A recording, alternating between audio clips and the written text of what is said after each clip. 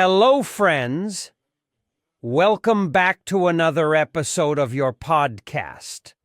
Today, we will talk about a very well-known figure because he is one of the people who were part of the presidential cabinet of Mexico and who are now in a prison in the United States. Therefore, he is the highest-ranking former government member of Mexico to have been imprisoned.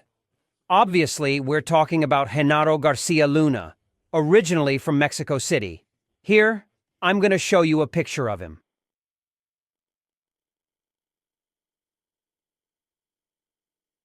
Very well. As I told you, this man is very famous, and there's been a lot talked about him.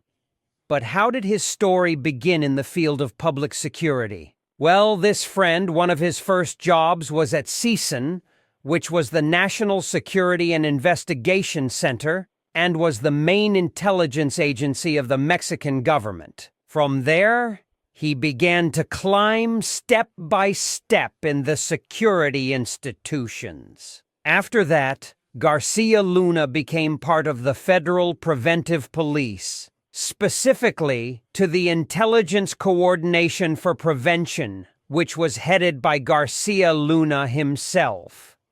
The Intelligence Coordination was the body responsible for generating information for the federal police. For crime fighting, they were the ones who carried out the intelligence-based operations. After this, Garcia Luna moved to the Federal Judicial Police as the Director of Planning and Operation. And look at how things turned out. Garcia Luna's task was to tackle corruption. Obviously, by that time, Garcia Luna was already corrupt. It's like putting a bank robber in charge of guarding the bank vault. It's absolutely incredible. Well, this man had to organize a program to structure a method that would allow members of the corporation to advance according to their abilities and thus create an internal oversight body to ensure the integrity of the institution's conduct.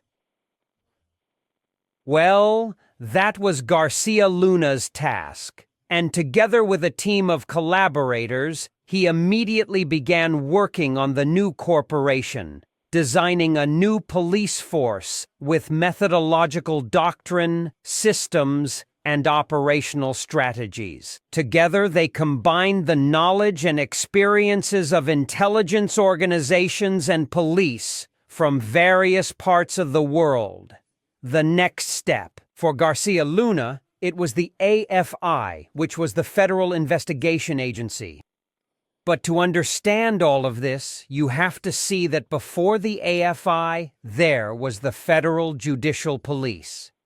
In fact, in 1908, during the times of Porfirio Diaz, the Policía Judicial was created. Approximately 25 years later, it was renamed the Policía Judicial Federal. But everything changed in 2001, which was during the 6-year term of Vicente Fox that the AFI was created. So it was just a name change because they were the same practices by the same corrupt police. Of course, not all of them, but the vast majority of them were corrupt. The Federal Judicial Police were the ones who made arrests and roughed up the people they caught. That's why everyone was afraid of the judiciales, or the federales, as they were called. Well then, in this way, Garcia Luna was appointed its head. And listen to this.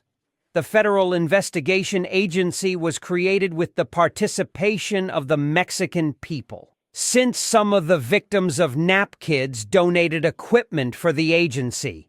Obviously, of course, for a government organization, and thus, the agency was supported by the government. But, as I said, the Society of Mexico supported this agency, as did the police forces of Spain, France, Germany, Colombia, and, of course, the United States.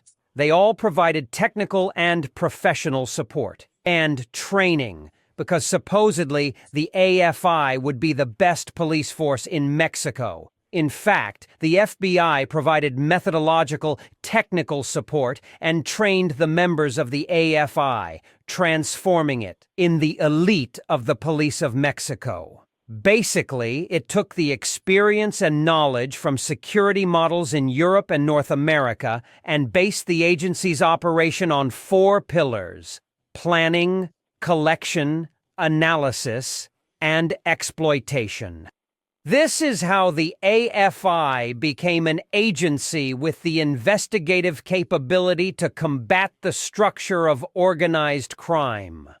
But here I am, going to debunk a myth that many people have believed for years. And it's that a journalist published in a book, and she said that Genaro Garcia Luna had helped or collaborated for the Pocha to escape from Puente Grande in 2001. In fact, because of this claim she made in a book, in the series about El Pocha, which I imagine many of you have seen, a character named Conrado Sol appears there, which of course refers to Garcia Luna.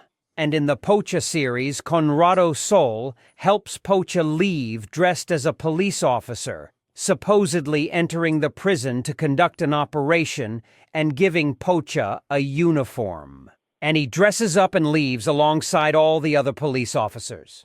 Very well. Well, that is completely and absolutely false. Garcia Luna had nothing to do with it on that occasion, and the Pocha did not leave dressed as a police officer. Well, we are discussing the facts. And to make it clearer, the journalist who published this was Annabel Hernandez, because one of her sources that was compromised and wanted to point to Garcia Luna as responsible. So they fabricated this story and managed to have Annabel corroborate it with another person who worked at Puente Grande, who unfortunately for Annabel also agreed with the plot. And that's why Annabel published that Garcia Luna had helped the Pocha to escape, and to see how things are, and how powerful the pen is, because Annabel wrote that in her book. In the television series of this character, they portrayed it just as Annabel had described. That is why, journalist friends, please double-check your data, verify that your sources are telling you the truth, and if you are not sure about something, it is better not to write it, or simply state that you are saying something you are not 100% sure about. It's better to do that to avoid harming people later on, or misinforming the public. And what I'm telling you is, in any case, not just those talking about Ocran.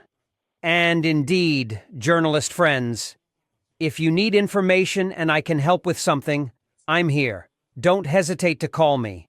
It's all about bringing the truth to light. Well, friends, once that point is clarified, let's continue with the main topic, Garcia Luna. This man was the key piece for the Sinaloa cartel to become the most powerful.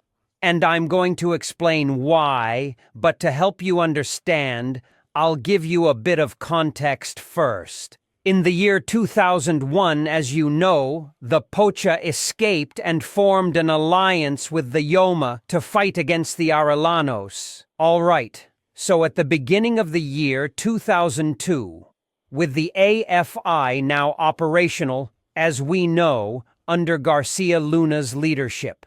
Well, from then on, that's when they started forming the so-called Federation, which was basically the union of El Pocha, El Yoma, El Azul, Viceroy, Nacho Coronel, the Beltran Leyva, the Valencia, and more. With that, everyone was at peace.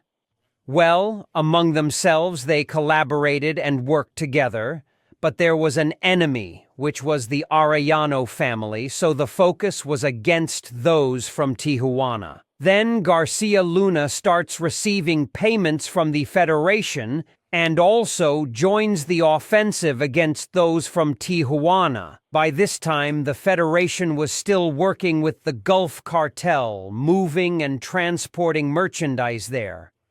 everything seemed apparently fine and well with OCL.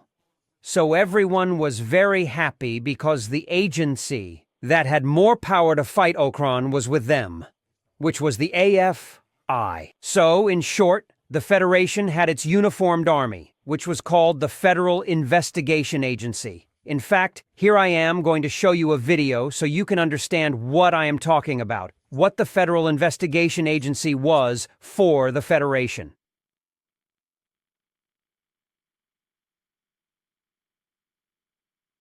Date cubriendo por aquí. Okay.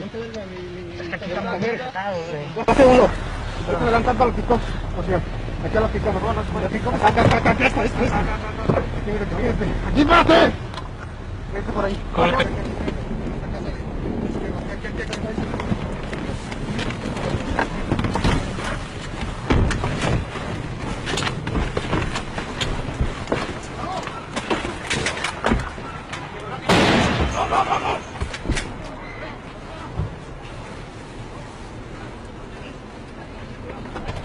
All right, the video was long, but it's so you fully understand what I'm talking about. That time, it was when they arrested Chris on September 8th in the city of Tijuana. There, the AFI agents were going all out against the Telcar of Tijuana. And here's something else. The video you just watched, like all those that have come to light from these operations, all the videos have been manipulated. Personally, I didn't see them, but someone who did told me that the complete videos reached Sinaloa, and videos of many operations that never came to light were sent there. I'll explain the reason for this a bit later. After largely weakening those from Tijuana, the Efecto Pocha began. And pay attention to this, and see for yourselves if I am right or not. Furthermore, I am sure it is something hereditary, because it is proven. But here it comes, the Pocha effect happens. After weakening the Tijuana group, they focused their efforts on someone they were working very well with. Who am I referring to? Well, the Telcar of the Gulf, led by OCL. I'm telling you, they worked very comfortably because they moved tons and tons across that border without any incident. On the contrary, it was incredibly fast and effective. That's why El Pocha decided to conquer that border. Seeing how well things worked there, he wanted to take it from OCL and started sending people discreetly to start trying to take over OCL. But OCL already knew it. They had the people of the last letter. So what happens? Garcia Luna's AFI sends those elements now to attack the ones from the Gulf. There, they really went at it. Here, I'll show you a photo. A program called Mexico Seguro was initiated. In this program, President Vicente Fox launched a military operation together with civilian organizations. The purpose was to combat organized crime and to guarantee the safety of populations that have been victims of violent acts resulting from disputes between organized crime gangs. Well, this operation involved members of the Security Cabinet, which included the Secretary of the Interior and the Secretary of Public Security, the Secretary of Defense, the Secretary of the Navy, the Attorney General, and who do you think? Obviously, the Director of the Federal Investigation Agency, General Genaro Garcia Luna. All of it was Garcia Luna's idea, but behind it was pressure from the leaders of the Federation. Just imagine, the operation went into effect in several states of the Republic. What was the idea? Which state do you think was first? Tamaulipas, the city of Nuevo Laredo. Up to there, 600 officers of the Federal Investigation Agency and the Federal Preventive Police arrived, as well as members of the Mexican Army. The reality was not that the government wanted to do its job, but rather that the government wanted to consolidate power and dominance for the Federation. For that reason, they sent all that personnel to remove the Gulf people. Genaro Garcia Luna sold positions of the AFY in each region. This way, the Federation leaders could place whoever they wanted in the areas of the country they desired. It was outrageous how the hitmen moved around the country. Since they had real badges and credentials from the AFI, it was very common to see Mochomo in Acapulco, guarded by his people dressed as AFI. And so they would arrive at the main restaurants of the port, and all around the country they would give rides to people, all uniformed. As I mentioned, the AFI was the army of the Federation. Well, the 6-year term of Vicente Fox ended and that of Felipe Calderon began. Genaro Garcia Luna bought his position in the security cabinet. All the members of the Federación contributed money to give to Garcia Luna, so he could hand it to the president and thus obtain the position of Secretary of Public Security of Mexico. A collaboration was made, and approximately $20 million were gathered, and that was the cost of the position of Secretary of Public Security. Most of it was for Felipe Calderon, and of course, a part for Garcia Luna. Garcia Luna's power increased to astronomical levels, and here I will explain how the director of the AFI, his scope of action, was focused on federal crimes and depended directly on the Attorney General's office.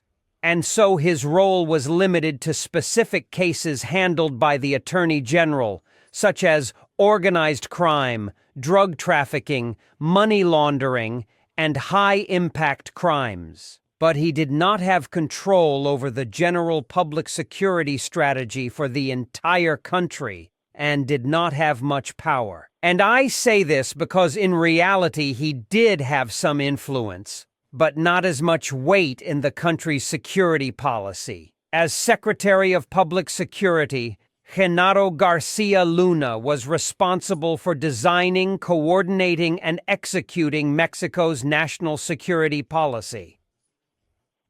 He already had a broader scope, encompassing crime prevention, surveillance, and strategies against organized crime, and coordination with the states and municipalities of the country. In this way, Garcia Luna already had more strategic control over various security institutions and also over interinstitutional coordination. Now, Garcia Luna could influence the national public security agenda, for example, in the president's decisions, and his political influence was already extremely high. Now that he held a top-level position within the federal cabinet, he had direct relationships with the president, governors, legislators, and other international figures on security matters. In summary, when he was the director of the Federal Investigation Agency, he depended on the Attorney General's office and focused on investigations of specific crimes within his reach. And his reach was limited. Even though he had a high level of power and as Secretary of Security.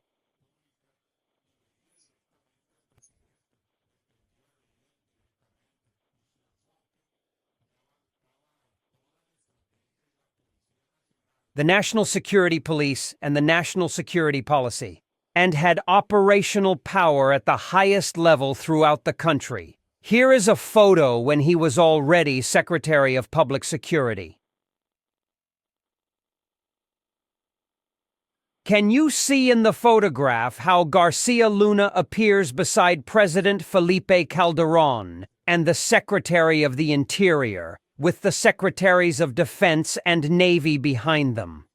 That made it clear that Garcia Luna was more than closely tied to President Calderon. Do you know what Garcia Luna was known as? He was nicknamed the Super Cop, due to the public and media perception that he was one of the main architects of the security strategy in Mexico during the governments of Vicente Fox and Felipe Calderón. His reputation as a security expert and his responsibilities in key areas made him a central figure in the fight against drug trafficking. He had a meteoric career in public security, and with Calderón, he became the chief strategist in the war against organized crime. He was the one who implemented large-scale operations and carried out many structural reforms in the security forces. His greatest creation was the federal police, which centralized various organizations under a single command. He was a genius at manipulating public perception, as Garcia Luna extensively used the media to highlight the government's achievements in the fight against crime. He was the one who came up with the idea of presenting detainees and showcasing successful operations on video. You will remember the video I showed you at the beginning, the confrontation between AFI agents and CRIS in Tijuana. Well, since he was the director of the Federal Investigation Agency, he gradually implemented that strategy of showcasing achievements, obviously manipulated. The most famous among them was the staging of the Frenchwoman Florence Cazé case in 2005. Florence Cazé. Florence was arrested along with her partner, arrested on December 8th, but Garcia Luna staged an operation the next day, December 9th, where he brought in television networks to supposedly film the operation live. And that's what happened. The networks filmed the operation. And then they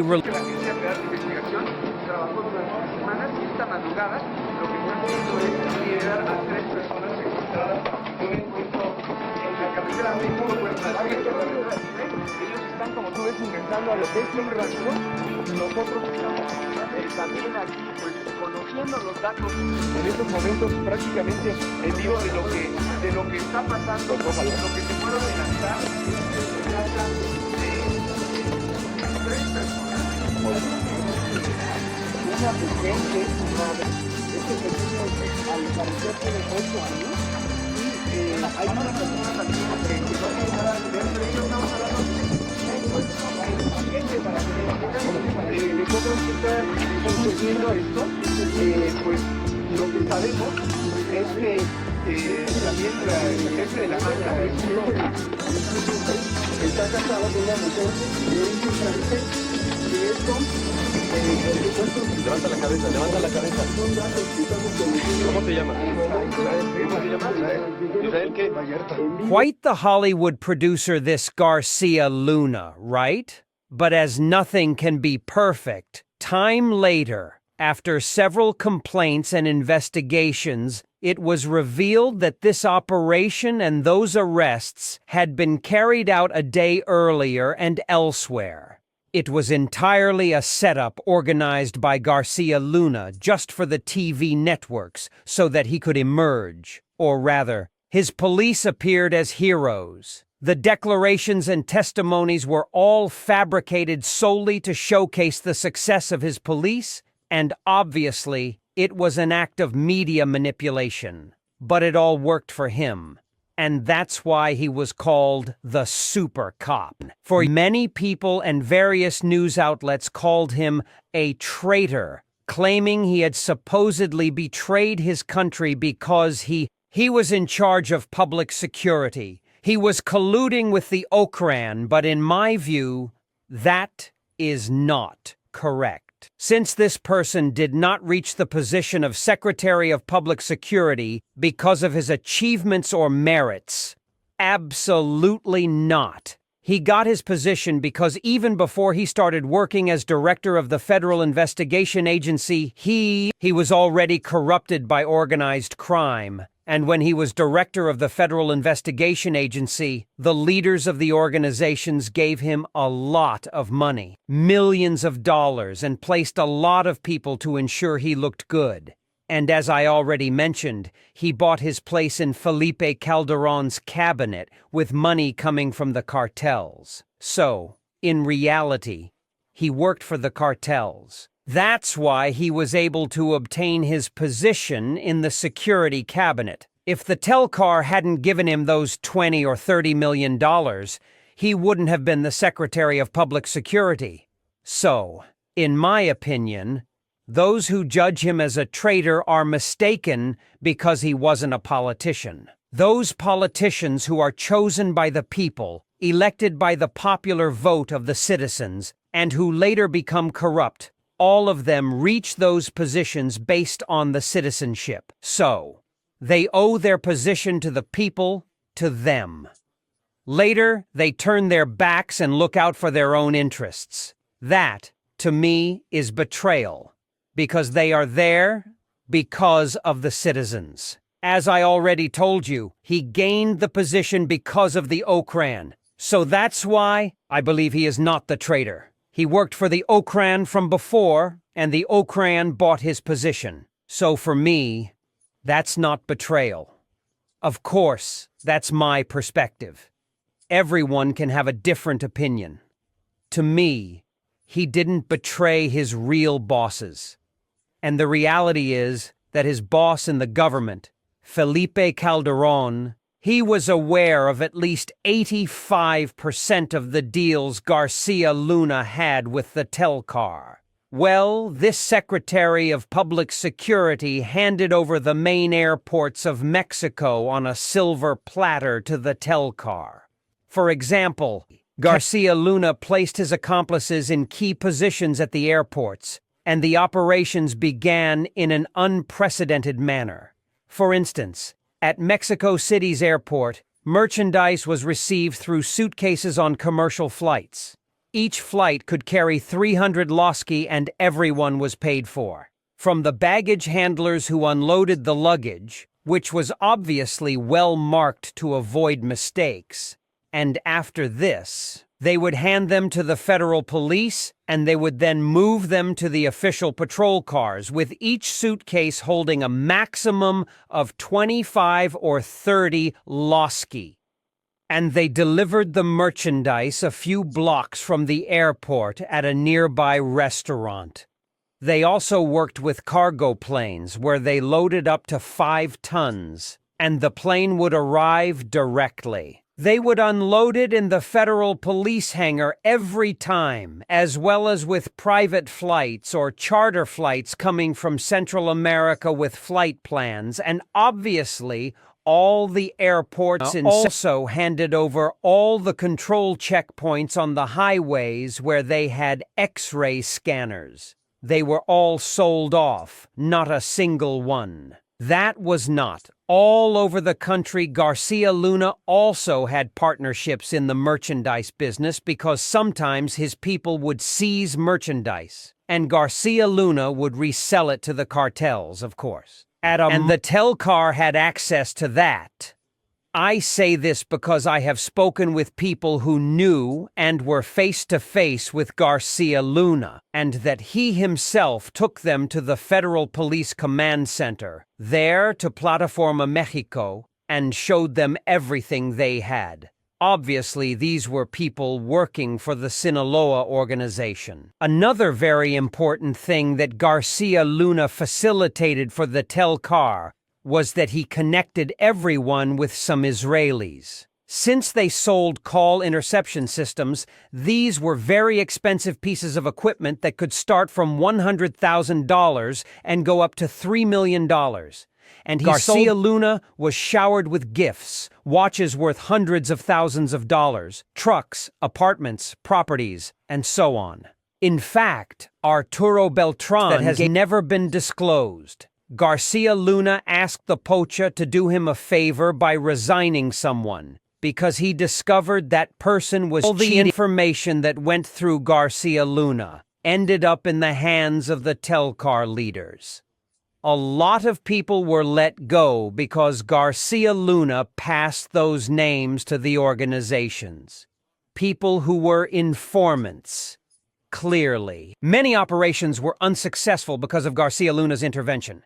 He passed all the information into the hands of the leaders of the Telcar. From government informants, if the United States agencies were conducting investigations and also identifying the targets, that the agencies had all that information, it's surprising. I'm going to reveal another fact about Garcia Luna that you might not have known.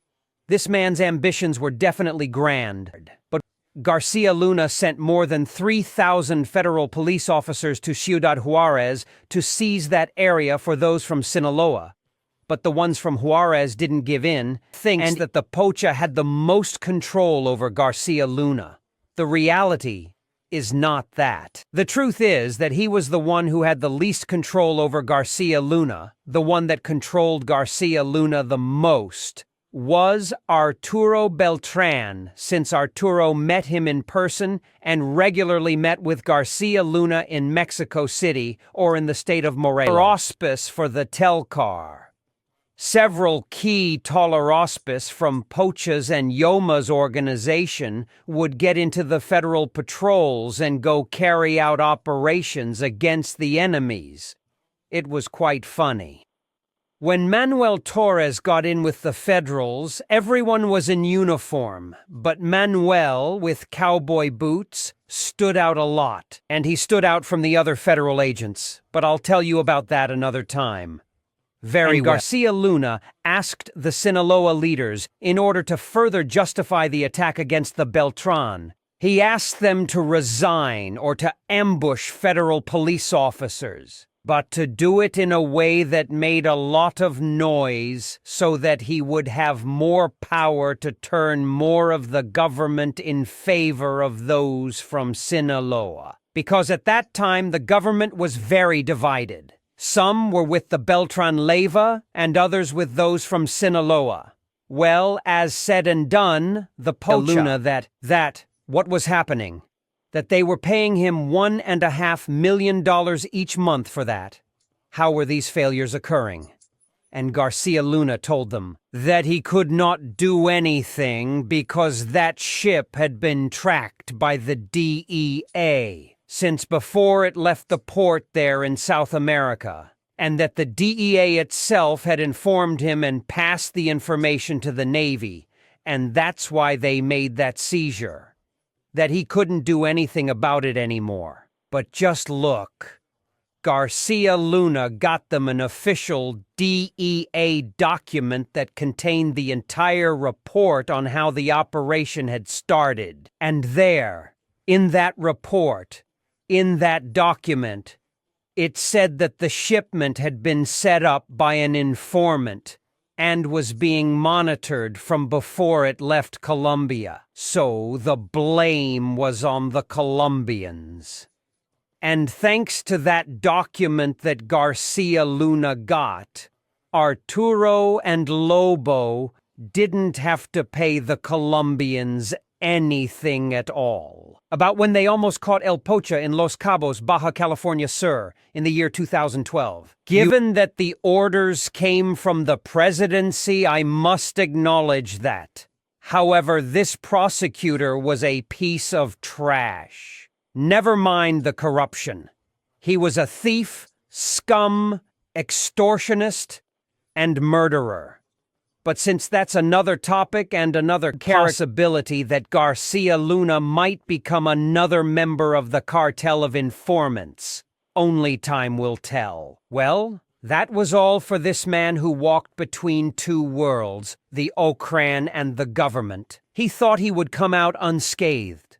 There it is to show that life takes many turns, and no matter how powerful, important, or wealthy someone is, everything has its end. And if they did something wrong, they will pay for it.